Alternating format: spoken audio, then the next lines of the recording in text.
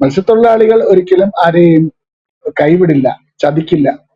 അപ്പൊ ഇന്നലകളിൽ സംരക്ഷിച്ച അതേ മത്സ്യത്തൊഴിലാളികൾ ഈ പ്രാവശ്യവും തരൂരിനെ സംരക്ഷിച്ചിരിക്കുകയാണ്, വിജയിപ്പിച്ചിരിക്കുക. കടപ്പാട് വർദ്ധിക്കുകയാണ് ഉണ്ടായത്.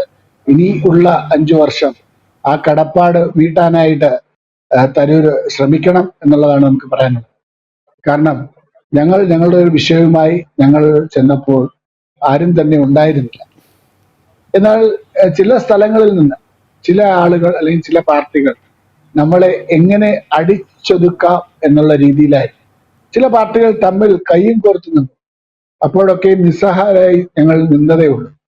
പക്ഷെ ഞങ്ങൾക്ക് ചിലരെ തോൽപ്പിക്കാനും ഞങ്ങൾക്ക് ചിലരെ ജയിപ്പിക്കാനും സാധിക്കുമെന്ന് തെളിയിച്ചിരിക്കുന്ന ഒരു അവസരം കൂടിയാണ്.